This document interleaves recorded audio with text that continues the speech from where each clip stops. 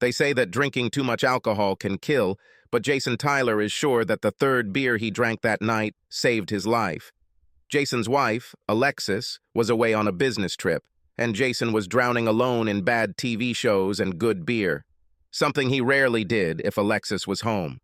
The third can of beer must have filled his bladder because he usually slept through the night without waking, but that night he woke up to empty it. He looked at the clock on the nightstand. It was 2 o'clock in the morning, and one of the neighbor's dogs was barking, probably the Kleins, whose dog was always outside. Jason wondered what the point of keeping a pet was if it was kept locked up all the time. This was probably just one of many reasons for the arguments between Sal and Mary Klein. Jason was sitting on the edge of the bed, stretching his bad knee, and was just getting up when his ears picked up another strange sound. If his ears weren't deceiving him, his back door was making the creaking noise it makes when it's opened. Too slowly. The hairs stood up on the back of Jason's neck. He decided not to risk it and quickly went to the closet. Hidden above the door was his old Winchester 12-gauge pump shotgun. Jason's father was a police officer back in the 70s and once told Jason that he was trained at the police academy. When you walk into a building late at night, the first thing you do is load a round into the chamber of your shotgun. It is a sound designed to strike fear into the hearts of any villains lurking within. Jason's dad may have been old school, but it seemed like good advice given the current situation. Although Jason couldn't remember the last time he'd been this scared, he did his best to calm himself down, walked to the bedroom door, loaded the first of 3 rounds of buckshot into the chamber, and then shouted down the stairs with some false courage. "Hey, come on up! I have a little surprise for you!" The next sound Jason heard was the door slamming. Jason ran to the back bedroom and looked out the window. Just then, someone was climbing over the fence in the backyard. It was clear 2 nights before the full moon, so although Jason couldn't see a face, it was obvious that it was a man trying to jump the fence. But he had dropped something. Damn, was that a gun? It looks exactly like the gun the guy put back in his pocket before jumping the fence. By this time, the neighbor's dog was going crazy, and the lights came on in the Klein's backyard. Unfortunately, the light did not help identify who was running down the alley. Jason walked back into their bedroom and picked up the phone. 911, state your emergency. Someone just broke into my house. He left and ran away. Are you safe? No, I don't think so. But the guy is running away. Maybe you can catch him. The conversation between Jason and the dispatcher quickly went downhill, Jason wanting the police to respond immediately in hopes of catching the guy, and the dispatcher explaining that it might take a while since he was no longer in danger and there were other priorities at the moment. Jason realized that was driving across the border when he asked the dispatcher if those priorities included stopping for a donut and coffee before arriving at his house. 2 miles away, Sandy Mason sat in a parked car trying to catch his breath. How could everything go so wrong? He had spent the last week preparing for last night, studying the area, planning where to park the car to arouse the least suspicion, and the best route to and from Tyler's house. He knew about this damn dog in the neighbor's yard. That's why he'd walked through the alley at 2 in the morning, the last 3 nights, so that the dog's barking would become a routine. The lack of sleep began to affect his thinking and performance at work. Crap. It's not easy to plan and carry out the perfect murder. This was Sandy's best option for getting rid of Jason Tyler. Sandy wondered how disappointed Alexis would be when she came home from her business trip and discovered that she was still married to that bastard. Alexis won't show it by any outward sign. She's too good at pretending. For the past 6 months, since he'd been transferred to Alexis's department, she'd acted like she wasn't even interested in a relationship with Sandy. But all the signs were there. The way Alexis smiled as she walked through the department, Sandy knew that the secret part of that smile was just for him. And now all their hard work tonight was in vain. Sandy had other options for getting rid of Jason, but they took more time, and Sandy was tired of waiting so long for him and Alexis to be together. Sandy sat in the car, remembering the first time he saw Alexis. It was at a staff meeting, and Alexis was sitting in the chair right next to him. Her skirt rose up a little as she sat down, enough to show off 4 or 5 inches of her thigh before she pulled her skirt back down. She smiled right at him, extended her hand, and introduced herself. "Hi, I'm Alexis Tyler." Just. Then last month he found her in the break room, having lunch with Susan Oster. He asked if he could join them, and Alexis said, "Yes, please join," in her sweet voice, smiling at him again. Alexis continued to talk to Susan, but Sandy knew the words were meant for his benefit. Alexis laughed as she told Susan, "Sometimes I envy you, Susan. Being single is wonderful." Susan's response was a complaint about her last experience with a guy from an online dating service. Susan and Alexis laughed at each other's stories, but Sandy knew that Alexis was being standoffish and was actually telling him how much she wanted to get rid of Jason. Sandy held the key to Tyler's house in his hand. He remembered that morning when she had left it on her desk, a clear invitation for him to take it and make a duplicate. She had been waiting for his report on Gravis audit that morning. When he entered her QB to leave a report, her keys were there.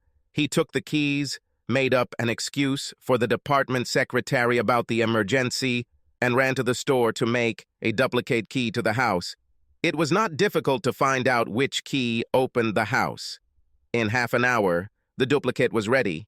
He returned to the office, but Alexis had already returned from the meeting. Now what? He knew he couldn't just leave the keys on her desk. That would imply a conspiracy between them, and Sandy had watched enough cop dramas to know that was dangerous. What to do? What to do? Finally, a decision came to him. He ran into the parking lot and threw the keys right under Alexis's Honda near the driver's door. Problem solved. Sandy's thoughts returned to the present, right before he was suddenly illuminated by headlights reflected in the rearview mirror. Sandy sat down in the seat as the car drove by. He stood up just in time to see that it was a police cruiser. His heart rate increased, and it took another 10 minutes before he calmed down, started the car, and drove to his apartment. An hour after the 911 call, 2 officers arrived at Tyler's home to investigate the scene and take a report. Officers Jones and Shepard were polite but cold, with little, if any, empathy for Jason's situation. While searching the area with flashlights, the only noticeable fact was that the back door had not been forced open. Jason was sure he'd checked all the doors before going to bed, but it was obvious the police were skeptical. They finished their report and headed to the front door. As Jason closed the door, he heard Officer Jones say, "Well, Peter, I could use a donut and a cup of coffee. It's been almost an hour since my last donut. And you?" Officer Shepard laughed loudly, loud enough to possibly wake up any neighbors still sleeping. Jason was too excited to go back to sleep, so he made a pot of coffee and spent the next 3 hours doing paperwork. At 7 in the morning, he called his wife to wish her good morning. He decided not to scare Alexis with the story of the break-in. He would tell her when she got home in the evening. Her flight was supposed to land at 6:30, and she was on her way to the airport. When 8 in the morning arrived, he called his boss to tell him that he couldn't come to work that day, and why. He called a locksmith to change the locks and install a pair of door alarms. He and Alexis will have to decide whether they should install a security system for their home. The mechanic arrived and finished the job before 1 p.m., and with nothing else to do, Jason headed to the office for the rest of the day. Kevin Smith, Jason's boss, had already told the rest of the office about the break-in at Tyler's house, so the first hour was spent talking with co-workers wanting to discuss what had happened. Finally, Jason managed to calm everyone down and work for several hours. Alexis stood looking at the door. Her key didn't fit. This day was getting worse, and she was furious. The whole trip to Portland was unnecessary, caused by the incompetence of that idiot Sandy Mason. His Graves audit report was filled with so many errors that Donald Graves refuted with documentation. Such incompetence will be reported to the department manager on Friday. 2 days away from her husband and home, because Mason could not or did not want to check his calculations. Donald Graves answered each of her questions with documentation of how the Portland office complied with all company financial policies. She felt lucky that Donald didn't take the visit too personally or upset, and that she was able to catch an early flight from Portland. Being the problem solver she is, Alexis walked around to the back door and tried to insert the key into the lock. Nothing again. Panic seized her. Just a couple of weeks ago, she and Jason were watching the Richard Gere and Diane Lane movie Unfaithful on cable television. They were looking forward to it because their two open relationship actors were in the same movie. An open pass meant that if one of them was in a situation where he could have sex with the actor or actress in question, he could do it without reproach. They also had free passes to musicians and athletes. Alexis had Keith Urban and James Harden. Jason had Joan Jett and Kerry Walsh Jennings. So, spoiler alert, in the film, Diane Lane has an affair with a young French man, and when Richard Gere finds out about it, he stalks the guy and accidentally kills him.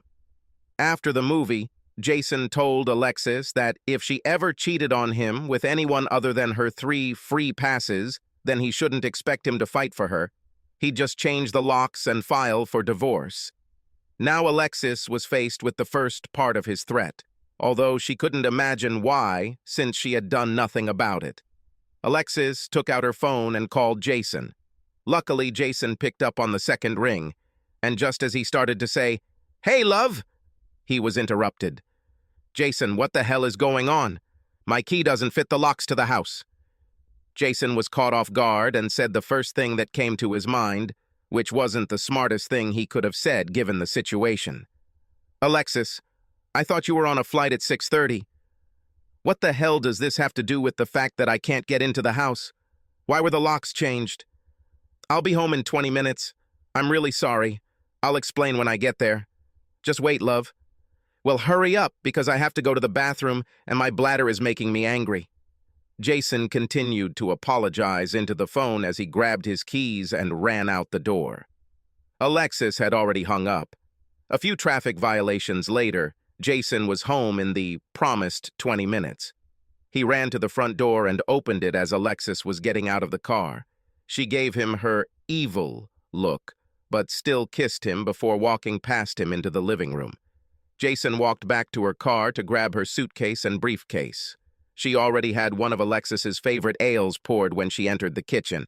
Seeing her husband with a sheepish smile and a peace proposal, she returned the smile. She hugged her best friend and kissed him. "Okay, now tell me what's going on with the locks." Jason told Alexis about the break-in and everything that had happened since then. Alexis was shocked that she almost lost the love of her life. Tears rolled down her cheeks at the thought of life without this special person. She ended up apologizing to him for being so angry earlier on the phone. The question of whether to install a security system was resolved by Alexis immediately. "Of course we'll install a security system. Katie is coming home from university next weekend, and there's no way I'm letting her be in danger." When Alexis parked in the underground parking lot on Friday morning, she made sure she followed her new routine. Before getting out of the car, she placed a set of keys in the side pocket of her bag. Since she lost her keys last month, she has made sure that the keys are safe. It took her over an hour to find the keys, and only after Susan walked with her, retracing her steps from that morning. She could have sworn she threw the keys on her desk, but she was late for the morning meeting due to the accident on 3rd Avenue, and barely had time to grab Harrison's file before rushing into the meeting. When she returned from that meeting, she looked for them in her coat pockets, under the table, in the conference room she had just left, even in the trash can before Susan walked in because she heard Alexis swearing under her breath. Susan helped her find them under the car. Alexis used the button on the door to lock the car. Jason taught her how to do this after reading an article online about scammers pretending to be in parking lots with a device that could intercept the key fob signal to lock and alarm cars. According to the article, the device could then recreate the car's unique signal, so scammers could unlock and steal whatever was left inside. Alexis walked through the department and past Sandy Mason's cube. He was just looking down the corridor at that moment, and she felt his gaze on her. The small hairs on the back of Alexis's neck stood on end. The guy was simply scaring her. A new employee showed up one morning about 6 months ago, and a staff meeting was about to begin when she walked into the conference room. There was only one chair left around the table, and the new guy was sitting on the chair next to him, looking at her. She had no choice but to sit next to him. As she sat down, he had the audacity to try and look up her skirt. She straightened her skirt as quickly as possible, but then his gaze only went up to her breasts. Alexis refrained from saying, "Hey, I'm up here." Instead, she put her hand in front of his face and introduced herself with an evil smile. A couple of weeks ago, Sandy actually interrupted Alexis's conversation with Susan in the break room. He was polite enough to ask if he could join their table, and neither Alexis nor Susan were able to tell him to leave. One of them politely said, "Okay." Then they did their best to ignore him and continue on their way. It took them a minute to realize that this freak was eavesdropping. They were laughing at something Alexis said about one of Jason's bad habits when they looked over to see Sandy smirking at her. Alexis scheduled a meeting with manager Hank Dolan for that afternoon to discuss Sandy Mason's incompetence and possible harassment. As luck would have it, Sandy Mason could be transferred, or better yet, fired. On Friday night, Sandy sat in front of his big screen TV, watching videos of Alexis Tyler that Sandy made with his smartphone. Today's technology is simply amazing. In high school, he was caught by a teacher following one of the cheerleaders down the stairs with his bulky camera. If they didn't want him to film under their skirts, why did they wear them so short? The vice principal admonished him for filming in a public place, which was clearly a ploy for the cheerleader to get filmed. None of this made sense to Sandy. He was suspended for 3 days, but was expelled when someone discovered his website with other videos and photos he had taken. Once they saw the website, it only took them a few minutes to figure out how he got the video from the girls' locker room. Sandy was arrested at age 15 and was lucky. His parents hired a great lawyer who fought hard to keep Sandy from having to register as a sex offender. Sandy got off with 3 years probation, and his arrest record was expunged when he turned 19. My God, what a wonderful woman. Sandy realized too late how bad Graves's audit report was. His mind was elsewhere most of the time he was looking through Portland's office books. Apparently, the only reason Mr. Dolan let Sandy go with just a warning was because Alexis was trying to protect him. That must be why she flew to Portland herself to straighten things out with Graves in person, so Sandy wouldn't have any problems with their manager. On Monday morning, he would pull his head out of his ass and focus on work to avoid getting into more trouble. If he lost his job, it would cost him all the hours of his day spent so close to Alexis. He'll have until Monday morning to determine what his next step will be in taking down Jason Tyler. On Saturday morning, Alexis and Jason were getting ready to go for a run. Alexis needed to burn off the anger she was feeling right now, and it was all directed at her weakling boss. Jason listened politely to Alexis's remarks. "I can't believe Hank let that creep get away with just a warning. My entire week was a waste of time due to Mason's incompetence. And when I told Hank about the harassment, he said I needed to talk to HR. Jason knew when to keep his mouth shut. Most men never understand this. How damn hard it is to be a woman in the workplace, especially a decent-looking woman. Jason knew he was one of the lucky ones, married to a beautiful woman who loved him and kept his wedding vows. She may not be 1 in a million, but she was definitely 1 in 1,000. 6 months after giving birth to her daughter Katie, Alexis was back to her pre-pregnancy weight. For a year, it was impossible to tell that she was carrying a full-term baby. Jason remembered that vacation in the Bahamas, their first time alone since Katie was born.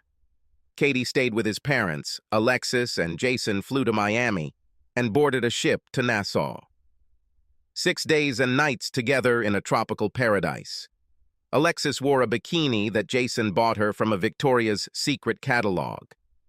Alexis surprised Jason by showing off her belly button piercing. She did it in a day about leaving for Miami, and he didn't notice it until she walked onto the deck of the boat in a revealing 2-piece suit. This holiday also marked the first time he saw Alexis sunbathing topless, first on a ship, later with a group of Germans, on a remote European-style beach. Since then, Alexis has continued to sunbathe topless on other beaches where it is allowed, or in her own backyard, and even once by a pool in Vegas. By the time Jason had finished his warm-up and was ready to go for a run, Alexis was starting to calm down. They went to the park, The park was a half-mile away and had a nice, running trail to the pond. At the north end of the park, there was a hill with a carved staircase. 290 steps up to the top of the hill. On good days, they could run all the way there and back without stopping. Jason and Alexis were on their way back and decided to walk the last mile. The stress of the past week has taken a toll on their energy. Jason watched the guy sitting on one of the park benches. The guy was holding the smartphone to his ear, but the angle was strange, and then it dawned on Jason. Jason had seen men do the same thing on more than one occasion at topless beaches, often with some pervert pretending to be talking on a cell phone when he was really just filming topless ladies. Twice in the past, Jason had approached such perverts and put them in their place with a caustic remark, causing the bastards to blush with shame. Jason watched the guy on the bench, wondering why he would take them off with Alexis, since Alexis's running outfit wasn't particularly sexy. Alexis was excited about Katie's upcoming visit and discussing their plans for the next 3 weeks, so she paid no attention to her surroundings. Jason interrupted her after they passed the man and asked her, "Did you notice that guy with the cell phone we just passed? I think he was using his smartphone to film us." Alexis turned around and quickly turned her head back. "Oh my God, it's Sandy Mason. What the hell? Is this the guy you reported for harassment? What is he filming us with? I told you there was something wrong with him. Should I go back and confront him? So what? He's sitting in a public park and we can't prove he was filming us unless you grab his phone before he runs away or deletes the image. I'll just add that to my report to HR on Monday morning. Alexis, I want you to start being more careful and keep your eyes open. I don't trust this guy. Start carrying that can of pepper spray I bought you. Don't argue with me now. Just do it." As much as Alexis hated the idea of carrying around that damn pipe of pepper spray, she knew Jason was right. Now she felt even more scared than yesterday. Jason didn't tell Alexis, but he realized that he had seen the guy on the park bench at least once before. Jason knew the police couldn't do anything to the guy sitting on the public bench, even if he was using his phone to take pictures. But Jason had other resources. As soon as he got home, he called the agency his brokerage firm used for investigations.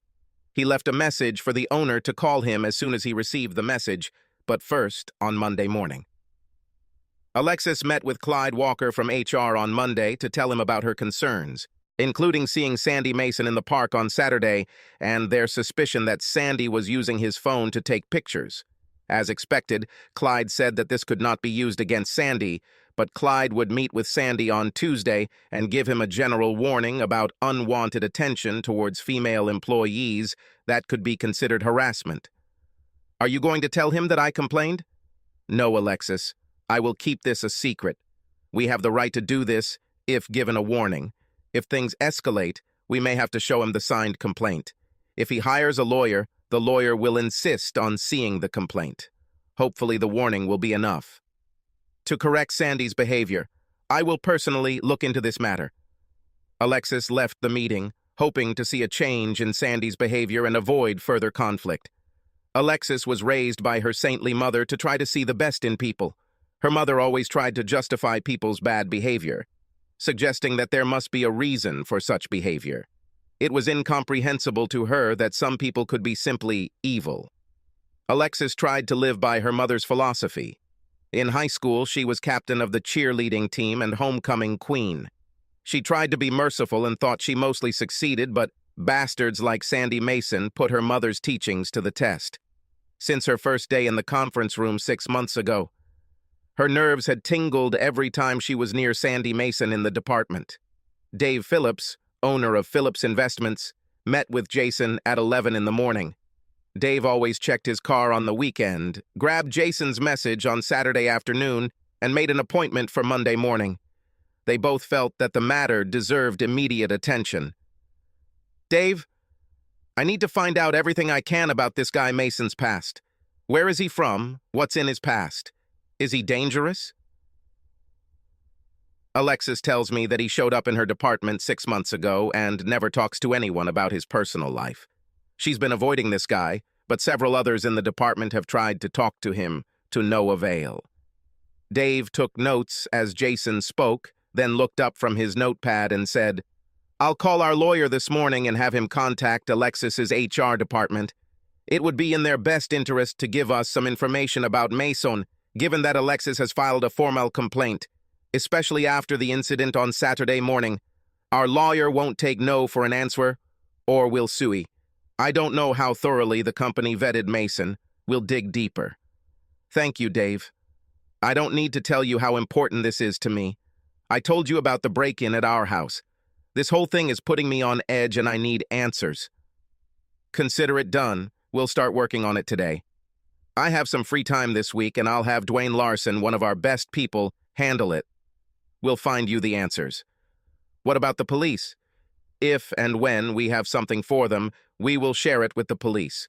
Right now, we just have a colleague who was acting strange and was spotted in a public park twice. If they contact Mason right now with what we have, this may make him lay low and be more careful. You know, I just had an idea. Damn, a few weeks ago a drone flew over our property and hovered over Alexis while she was sunbathing. Any chance it was Mason? I'll check it out. I think I read that some of the larger drones are registered with the FAA. If anything else comes to mind, these little parts that didn't connect before, call me on my cell. Any little bit will help if we'll end up going to the police. Meanwhile, would you feel more comfortable if we assigned a bodyguard for Alexis? Let's not do that for now. What doesn't make sense is, if it was Mason trying to break into our house, why did he do it while Alexis was on a business trip? He must have known she was in Portland. Yeah, you're right, it doesn't make sense. But one thing I've learned on this job, most of these crazy people do things that don't seem logical to anyone considered sane. Maybe hacking and stalking aren't related. We'll consider them connected until we know otherwise. Thank you, Dave. I appreciate you taking this up right away and paying personal attention to our concerns. What did you expect? Not only are you a client, you and Alexis have been our friends for years. With that, Jason and Dave stood up from their chairs, shook hands, and Jason walked out of Dave's office and headed down the street to his office. Jason found himself becoming more aware of his surroundings, including reflections in store windows as he passed by. Dave watched his friend leave and immediately picked up the phone. Alice, can you please ask Dwayne to come see me? Thank you. Sandy Mason became more and more irritated and angry. On Tuesday morning, he was called into the Human Resources Department and informed that a serious complaint had been filed against him alleging possible sexual harassment by one of the women in his department. He knew who complained. It had to be that bitch Susan Auster. He knew she was jealous of what he and Alexis shared. This bitch would pay for this, and he knew exactly how to make her pay. But Sandy's more pressing and critical problem was getting rid of Jason Tyler. Almost a week had passed since he tried to break into Tyler's house, and he still couldn't think of a better plan than the one that had failed. Returning to the house was not an option. He drove by Tyler's house Thursday night and saw the new ADT sign in the front yard. Sandy knew that some of these signs were fake, but he didn't think this one was fake. And why take the risk? No matter how much he thought about his options for killing Jason, they all involved an element of danger or the possibility of getting caught after committing the crime. What's the point of getting rid of Jason if he ends up in jail and can't marry Alexis? The thought of prison made Sandy shiver. Remembering how close he came to spending time in jail back in his school days always gave him the same reaction. But this time it triggered a thought in his mind. What if we didn't kill Jason, but just get him out of the way by framing him for a crime that would send him to prison for years? But the crime must be so terrible that Alexis will be forced to divorce him. What could it be? Sandy pondered his dilemma as he looked at the monitor in his cube. His decision to focus on work was forgotten. He then saw Alexis's reflection in his monitor. She walked past his cube and the solution presented itself. If he kills the Tyler's daughter and makes sure Jason is convicted of the crime, it will guarantee Alexis' divorce from Jason, and the bonus will be that Sandy won't be stuck with Jason's child. Sandy smiled to himself as he thought about it. This deserves some extra consideration, he thought to himself. With this new idea in mind, Sandy decided it was time to get revenge on Susan. Using an alias, he signed up for a dating site he had heard about from her.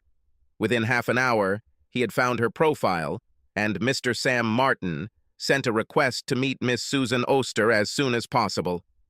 With this accomplishment, Sandy sat back in his chair with a smug smile and was finally able to get back to work. Susan spent the first half of the week checking out Eugene's office, and it wasn't until Thursday afternoon that the two friends had a chance to sit down and do their own thing. Alexis shared what happened last Saturday at the park and Monday morning in HR. Susan couldn't help but notice how Alexis seemed to be looking around the cafe before she started speaking. Susan was stunned by the incident in the park, but not at all surprised by Clyde's inaction. Most of these HR guys were brainless. After a while, Alexis realized she was dominating the conversation and asked Susan about her date last weekend. Another online date? Another failure. He was a nice enough guy, but by the end of the evening, we both realized that we weren't what we were looking for. Hearing Susan talk about yet another bad experience broke Alexis's heart. Susan's first marriage broke up after she caught her husband cheating for the second time. Susan gave the guy a chance after the first time, office romance with his secretary and all that. The couple went to counseling after her husband begged Susan to give him another chance, but as they entered their second month of counseling, he found himself back in the secretary's saddle. Anyway, since Tuesday evening, I've been talking to what seems like a decent guy. We should meet soon. He has a big project at work and wants to get it over with first. He wrote that this should happen within the next week or so. Alexis looked at her friend and tried her best to sound positive. Well done. One day the right guy will make you a very happy woman. You deserve it. Alexis silently thanked her lucky stars once again that she wasn't in Susan's shoes. Given all the anxiety, most of the week was relatively quiet in the Tyler household. Thanks to the efforts of Dave Phillip, the security system was up and running. Katie will be home on Friday. Her final exam of the summer term was on Thursday, and Alexis and Jason were looking forward to the 3 weeks Katie had before returning to school for the fall term. Both Alexis and Jason took the next 2 weeks off to spend time with Katie at their cabin on Lake Wenatchee in eastern Washington. 2 weeks of hiking and fishing. For the second week, a guy came to visit Katie. It seemed that Katie was serious about this young man. Alexis hoped not too seriously. Katie was only 20. Jason was looking forward to babysitting the poor guy. Jason could be a big bad bear when it came to Katie, the perfect complement to lion mom Alexis. Luckily, Katie knew her parents did it out of love and accepted it with humor. Jason stopped by Dave Phillips' office on his way home on Friday. Dwayne told Jason what he had discovered so far. Sandy is a nickname. His real name is Sanders Austin Mason. He is 28 years old and was born in Vancouver, Washington. His previous employer was Exxon in Houston. We've been trying to get some information about why he left Exxon, but it's more complicated than breaking into the Pentagon. We have learned that as an adult, he has not been arrested or convicted in Texas or any other state. This is where things get dicey. We're pretty sure Mason has some information about the minors. He was enrolled in a public high school in Vancouver for his freshman and sophomore years, but his school's yearbook does not list him as a student. The following year, we checked local private schools and again found no record of him attending. His parents were still living in the same house at the time, but he was not enrolled in any local schools. Using the yearbook and the local telephone directory, we found a couple of former classmates. No one claimed to be a friend, but 2 of his classmates remember rumors of Sandy Mason taking upskirt photos. And there was even an unsubstantiated rumor about a hole in the girls' locker room. With this new idea in mind, Sandy decided it was time to get revenge on Susan. Using an alias, he signed up for a dating site he had heard about from her. Within half an hour, he had found her profile, and Mr. Sam Martin sent a request to meet Miss Susan Oster as soon as possible. With this accomplishment, Sandy sat back in his chair with a smug smile and was finally able to get back to work. Susan spent the first half of the week checking out Eugene's office, and it wasn't until Thursday afternoon that the two friends had a chance to sit down and do their own thing. Alexis shared what happened last Saturday at the park and Monday morning in HR. Susan couldn't help but notice how Alexis seemed to be looking around the cafe before she started speaking. Susan was stunned by the incident in the park, but not at all surprised by Clyde's inaction. Most of these HR guys were brainless. After a while, Alexis realized she was dominating the conversation and asked Susan about her date last weekend. Another online date? Another failure. He was a nice enough guy, but by the end of the evening, we both realized that we weren't what we were looking for. Hearing Susan talk about yet another bad experience broke Alexis's heart. Susan's first marriage broke up after she caught her husband cheating for the second time. Susan gave the guy a chance after the first time, office romance with his secretary and all that. The couple went to counseling after her husband begged Susan to give him another chance, but as they entered their second month of counseling, he found himself back in the secretary's saddle. Anyway, since Tuesday evening, I've been talking to what seems like a decent guy. We should meet soon. He has a big project at work and wants to get it over with first. He wrote that this should happen within the next week or so. Alexis looked at her friend and tried her best to sound positive. Well done. One day the right guy will make you a very happy woman. You deserve it. Alexis silently thanked her lucky stars once again that she wasn't in Susan's shoes. Given all the anxiety, most of the week was relatively quiet in the Tyler household. Thanks to the efforts of Dave Phillip, the security system was up and running. Katie will be home on Friday. Her final exam of the summer term was on Thursday, and Alexis and Jason were looking forward to the 3 weeks Katie had before returning to school for the fall term. Both Alexis and Jason took the next 2 weeks off to spend time with Katie at their cabin on Lake Wenatchee in eastern Washington. 2 weeks of hiking and fishing. For the second week, a guy came to visit Katie. It seemed that Katie was serious about this young man. Alexis hoped not too seriously. Katie was only 20.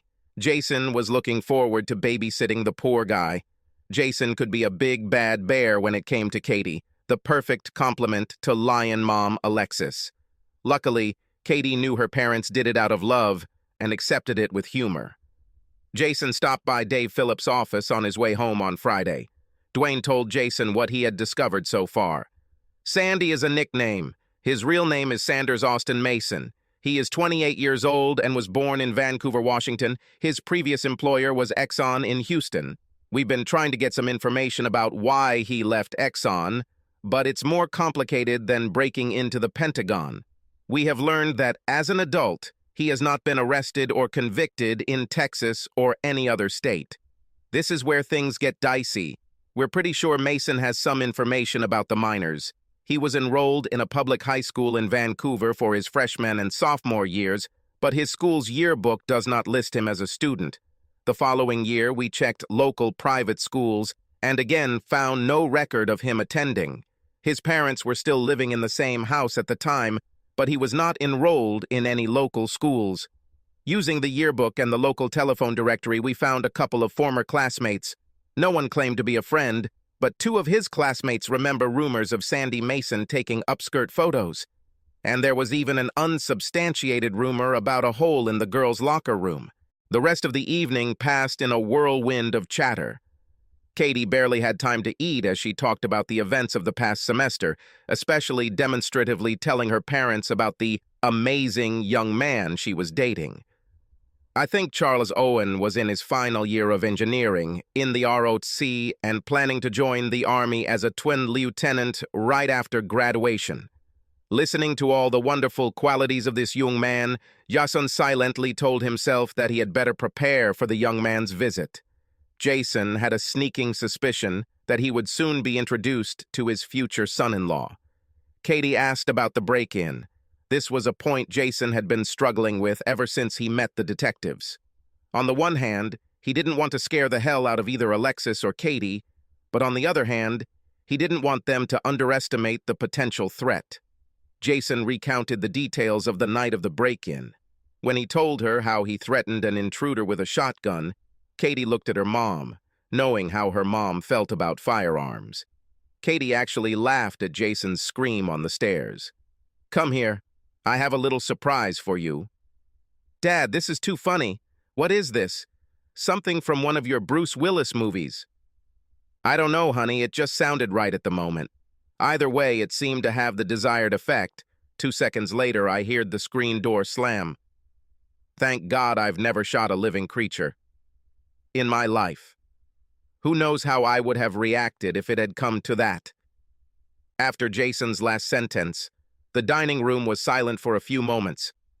Alexis broke the tension by telling Jason and Katie to clear the plates. She loaded the dishwasher while they spent some one-on-one time. Both Katie and Jason thought it was a great idea. Each of them wanted to say something without disturbing Alexis. Katie, let's take a walk around the block. As they walked, Jason spoke first. Look, I didn't want to worry your mother too much, but this Mason character might be a little more dangerous than I said there. One of the detectives heads to Mason's last home and place of work next week. I hope to get more information on this asshole before your mother returns to work in 2 weeks. At least I made your mother carry a canister of mace when she's alone in the garage. I bought a canister for you too. I hope I can convince you to carry it, just in case. It was Katie's turn to share what she wasn't ready to share with her mother. Dad, I hope this doesn't make you think badly of Charles, but he taught me how to use a gun. I have a concealed carry permit and a 9mm semi-automatic pistol. I will go to the shooting range with Charles. I'm quite experienced. You keep the mace, I'll keep my Smith & Wesson. Jason was shocked for a minute, but recovered quickly enough to ask, So where is he now? I can't imagine what your mother would say if she knew there was a gun in the house or cabin. I have it in my bedroom, with a trigger lock to keep it safe when it's out of my sight. The key is in my pocket. Well, I hate hiding anything from your mom, but give me some time to figure out how we're going to convince your mom to allow this in the house. Let's keep it to ourselves for now. The more Sandy contemplated killing Katie Tyler, the more reasons he found not to go through with it. First, the case against Jason must be very strong, which is quite a difficult task. Secondly, if Tyler had lived, not only would he and Alexis not have received Jason's life insurance, but Jason could have spent thousands on lawyers for the trial. All of Tyler's assets will disappear. Sandy hoped that these assets and insurance would help them start a new life. Sandy did not really like to work, and having enough money could lead an idle life. No, killing Katie and framing Jason won't work. Let's go back to plan A, kill Jason. Be more simple. One night, approach Jason on the street, pretend it's a robbery gone wrong, and kill him. There was nothing to connect Sandy to Jason, so why did the police suspect him? Sandy was half the smart guy. Just to make sure the police were treating the murder as a robbery, he went out Saturday night and spray-painted 2 buildings with gang graffiti. He was pleased with himself as he watched the local news on Sunday.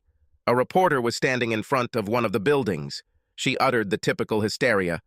What does the increase in activity of this gang mean for the safety of the citizens of our community? Thank God for slow news. The following week, on Tuesday evening, Susan Auster came out of the living room feeling a little tipsy. Susan didn't believe she was too drunk to drive home. It had been a long day, and the evening had been a bad one.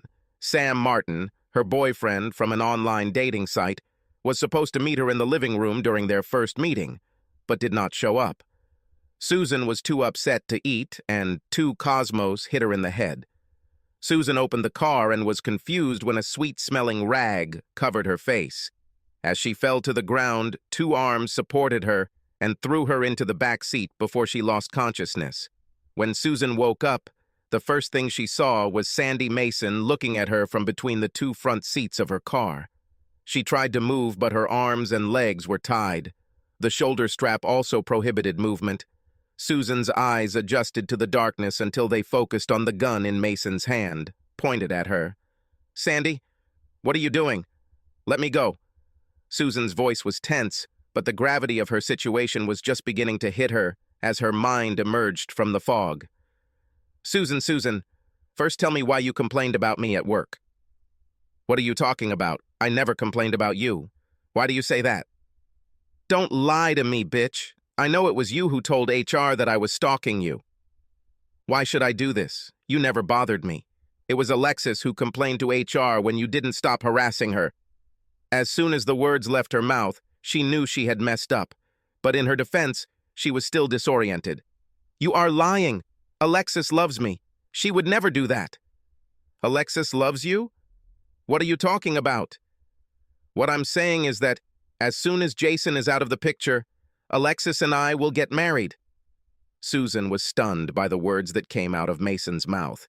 How could this idiot be so delusional? Listen, Sandy, just let me go. I didn't report you to HR, and I promise that I will never say a word about it to anyone. Just please let me go. Sandy Mason was confused. He needed time to think. He opened the car door and walked into the parking lot at the trailhead.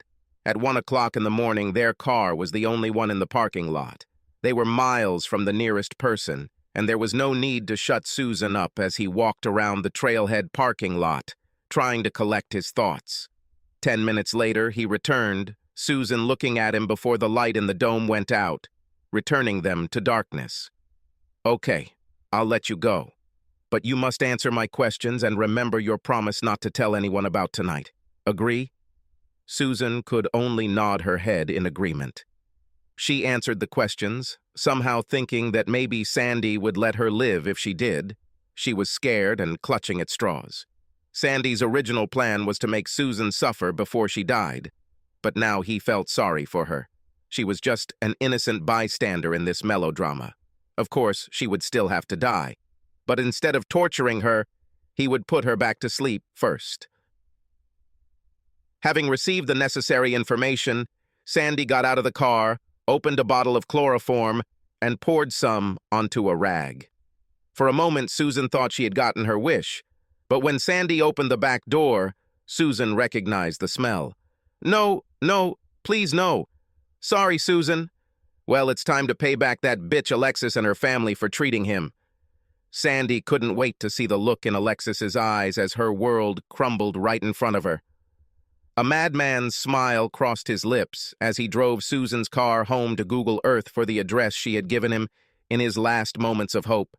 Shed in the woods? How much better could it be? This put the whole gang-style murder plan on the back burner.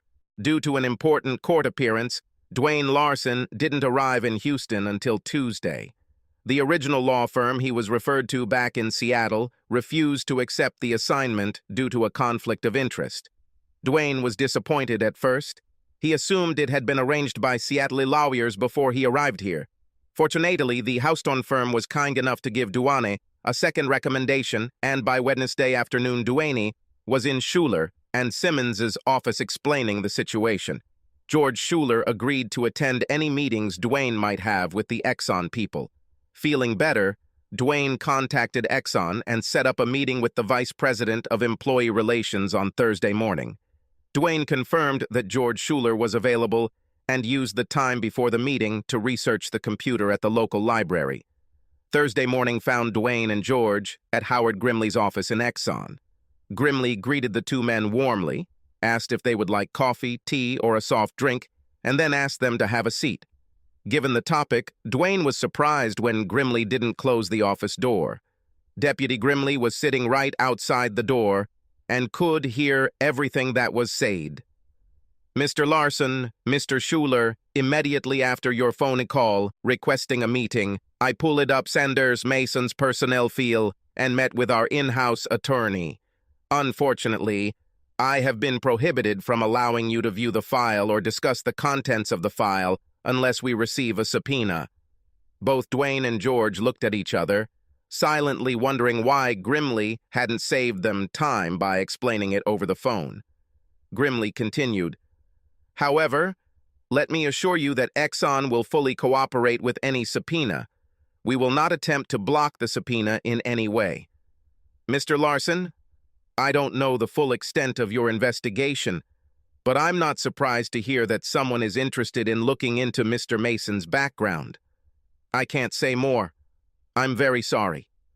Dwayne couldn't help but read Grimley's body language. It was obvious that Grimley was handling the file almost like a trainer would dangle a fish in front of an aquarium seal. At least that's the impression he got. Dwayne decided that the meeting was over, stood up from his chair. Both men shook Grimley's hand and walked out the door with the intention of receiving a subpoena. Duane knew it would take at least another day and cost thousands. Even then, there was no guarantee of success. Duane hoped that George knew a friendly judge. As he passed the assistant's desk, she stood up and offered to walk them to the front door of the building.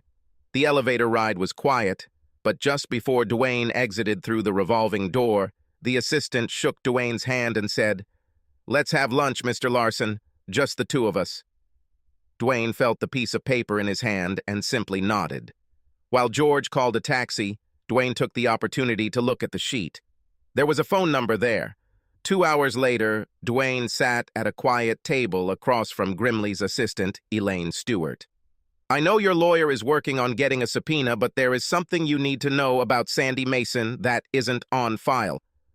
Aren't you afraid of getting into trouble with your boss by meeting me?" "No, Mr. Grimley actually asked me to meet you. He's one of the good guys. His hands are tied by law, but he will do everything he can to help you protect that lady in the north. When we got rid of Mason, he was afraid that we would throw the jar down the road, but without police action, there was little we could do." When a Seattle firm called asking for recommendations, Mr. Grimley did his best to advise them without violating company rules. Politics. I heard his end of the conversation, but obviously whoever he was talking to was either too dumb or simply ignored subtle warnings. There is documentation on file of 2 warnings Mason received for harassing 2 women in his department.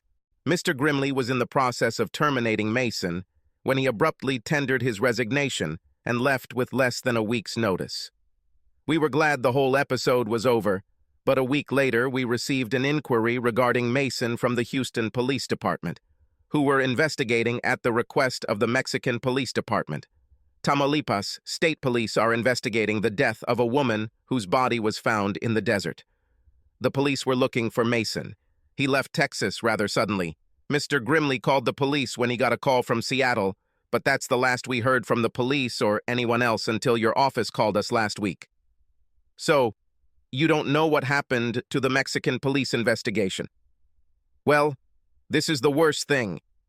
Unofficially, Mr. Grimley asked me to follow him because my brother-in-law is a policeman, and this is what I found out. The woman was a Mexican citizen, but had a work visa in Texas. There was evidence that she met Sandy Mason on a dating site, and her friends thought she was dating Mason, but ended the relationship after the second date. I don't understand why she was found in Mexico. She avoided crossing the border except to visit her family on Sundays and always returned to the U.S. before dark. Mexican police wanted to talk to Mason because their records showed that Mason had entered the country a few days before the body was discovered by a farmer. There was no record of her entering the country. There was not enough evidence to extradite Mason. But they asked Houston police to question him. Houston detectives interviewed Mason once. The day before, Mason tendered his resignation to us. A week later, a detective came to our office looking for Mason. They planned to interview him again, but his apartment was empty. We told him everything we knew, which wasn't much. As I said, this is the last we heard from the police. My brother-in-law said that if Mason returned to Mexico, a warrant would be issued for his arrest. Duane and Miss Stewart finished lunch, Miss Stewart jotting down a few things here and there in response to Duane's questions. They parted ways, and Duane called his boss in Seattle with the news. Dave Phillips called Jason as soon as he hung up with Duane, but his call went to voicemail. That same Thursday, Sandy drove past Tyler's cabin, wondering why life was so unfair and when he would get a break. One of the cars parked in the driveway last night was not there, which meant that neither Alexis nor Tyler's girlfriend were in the house. It would have been nice to get it over with last night, but as Sandy approached the cabin, a motion-activated light came on and illuminated the yard. This morning, Jason Tyler was mowing his front lawn, and Sandy drove by. Google Earth gave him a good idea of where the nearest cabins were, and a quick drive past the neighbors confirmed that they were not nearby and posed no threat to his plans. Sandy continued down the gravel road, parked his car in the state park lot, removed his mountain bike from the back rack, and headed down the path along the lake. Sandy assumed the bike would attract less attention and be easier to hide. Over the sound of the mower, Jason thought he heard a scream. Looking up, he could have sworn he saw two people through the large panoramic plate glass window. Surprised for a moment, Jason made a potentially fatal mistake. He pressed the shut-off button on the lawnmower, ran across the lawn, and rushed into the cabin. Katie turned onto the gravel path to the cabin. Something was wrong. In all the years she had lived at home, she could not remember a single time that her father had left a tool on the lawn, but the lawn mower was lying there. Was she just paranoid about her father's warnings about her mother's stalker? How does this guy even know where they were this week? She didn't know why, but as she sat in the car and thought, she realized that it was also strange that neither her father nor her mother came to the door to greet her. This is exactly what they always did for her or for each other. For a second, Katie thought about the worst-case scenario. Her mom and dad decided to take advantage of her absence and spend some private time. But that didn't explain the presence of the lawnmower. Of course, her parents weren't so passionate anymore that they couldn't wait a few seconds to put away their tools. Paranoid or not, Katie simply sensed something, pulled the gun out of her purse, and pulled the slide back to chamber the hollow point. She held the gun in her hand, her finger off the trigger as Charles had taught her, and secretly hid it in her shopping bag. Katie got out of the car, walked up the steps, and entered the house. Katie realized she was wrong. "Come in, little lady. You must be Katie." Jason and Alexis were sitting on a couch in a large room, and behind them, a wild-eyed man with a gun sat on a bar stool. The gun was pointed at the back of her mother's head. "Come on," I said. "Come on in and join this party. Your mother deceived me, made me think she was interested in me, but she kept laughing with that bitch Susan Oster. Susan doesn't laugh anymore, and in a few hours your mother won't laugh either. Come in." Katie didn't move. She tried her best to think about everything Charles had taught her over the past year. She had a clear shot at Mason, but knew she couldn't raise the gun fast enough to avoid hitting her mother first. Charles taught her that it wasn't like the movies. It was almost impossible to get a shot before the bad guy pulled the trigger. Mason misunderstood Katie's lack of movement. "You are afraid? Can't move from fear? This will be more fun than I originally planned. I guess I'll have to play with you a little first. Your father isn't such a brave man without his shotgun." Mason looked at Jason and waved the gun between Alexis and Jason's heads. "I have something for you." Mason laughed sinisterly and looked back at Katie. "And just because I can, I'll let your mom and dad watch. A bullet in their knees to keep them alive, but immobilize them." Mason continued to laugh, climbed off the bar stool and began to walk around the couch, getting into shooting positions on his knees. Jason first, since Mason considered him the bigger threat. From this perspective, Mason could not effectively monitor Katie and her parents at the same time. Katie thought this was her best chance. Katie dropped the bag from her hands and began to raise the gun. The sound of a bag hitting the floor switched Mason's attention from Jason to Katie, if only for a second. But a second is all Katie needs. Her eyes saw through the sights of her S&W 9mm Shield semi-automatic. Mason's eyes widened as he realized what he was seeing. His hand reached towards Katie to point his Glock. She was the bigger of the threats now. But he was too late. Katie didn't think about the consequences when her finger pressed the trigger, as she had been taught and trained for months on the shooting range, although this is justified. The first bullet hit Sandy Mason in the chest, but even as Mason felt the bullet enter his body, he heard the sound of a second shot. In addition to pulling the trigger correctly, Katie took another lesson. Charles taught her seriously, never let them retreat. Eliminate the threat. Mason's legs gave way and he collapsed to the floor. Later, Jason had moments of doubt about his bravery and masculinity. He wondered if he should have attacked Mason before his daughter returned home. He thought it over. Did he know that Kathy would come with her gun? Is that why he didn't act sooner? Deep down, he knew the answer. Moments before Katie dropped her bag, Jason was about to jump off the couch in a last-ditch attempt to take Mason's gun, despite the slim chance that such a move would succeed. Someone was looking out for him and his family. The bag fell milliseconds before he moved. For now, Jason was just happy that his two girls were alive and well. He grabbed Alexis and held her tightly to his chest, then reached for Katie to join them. Katie had the presence of mind to pull around from the chamber of her gun before joining her. Alexis saw what she was doing, and suddenly, it dawned on her what Katie had done. The shock began to wear off. "Where did this gun come from?" Jason and Katie looked at each other shyly before Jason replied, "Later, honey. Just be glad our little girl knows how to use it. I look forward to meeting Charles to thank him for his part in saving my family." State troopers and county sheriffs started showing up within half an hour of Tyler's 911 call. It was pretty cut and dry about what happened and how Katie fired in self-defense. Mason's car was found another half hour later, and its contents answered many questions about both the Tyler case and two unsolved murders in Florida and Mexico. It would be 2 more days before Susan's body was found. Mason had mementos from all 3 of his murders. Additionally, videos and photographs of hundreds of unsuspecting women were found on flash drives locked in a suitcase. The dates in the images cover the last 12 years. In the trunk was a stolen Ontario license plate, Canadian maps, and a guide to the Caribbean and Venezuela. Sandy Mason apparently planned to escape through Canada and end up hiding somewhere where he wouldn't be caught. 4 days later, Jason sat on the back porch, drinking beer and watching the moon rise over the lake. The moon was at first quarter, and the sky was dark, dark enough for him to see 1,000,000 stars. As Jason sat and looked up, a shooting star flew past the Milky Way. Jason remembered a saying from his youth, "Make a wish on a falling star." "No, thank you. I already got my wish." He said a small prayer of thanks as he looked back into the cabin. At the table, illuminated only by a candle, sat his wife, daughter, and Charles. Charles arrived earlier that day.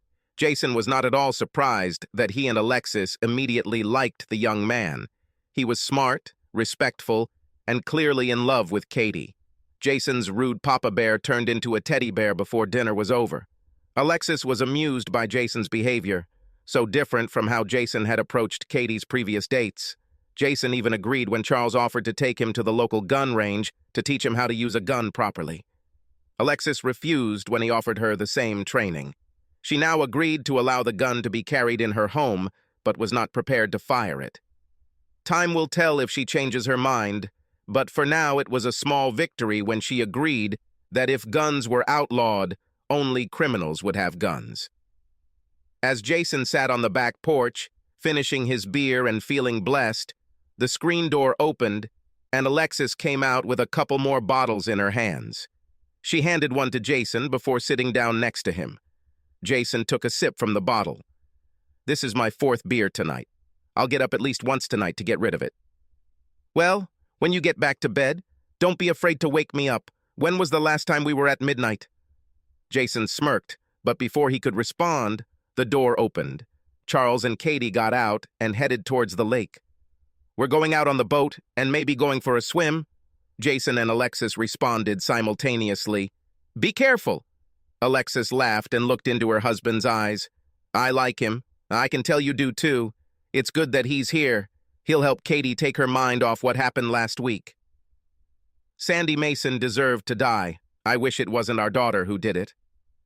She had a couple of sleepless nights last weekend. We were just in the kitchen and Katie was sharing some of her feelings. Charles held her hands. He let her cry one more time. This young man is more mature than his years. "How did we get so lucky, Jason? I think about Susan all the time and how sad it is. She was such a sweet woman and her life was so tragic. I cry when I think about how her life ended." Jason knew there was no answer, so he put his arm around Alexis and just held his wife. Subscribe to our channel so that your second chaff doesn't cheat on you, and go ahead and listen to the next story, because this story is nothing compared to the next one. If you're under 18, don't even think about listening to the next one. Listening to the next one. Listening to the next one. Listening to the next one.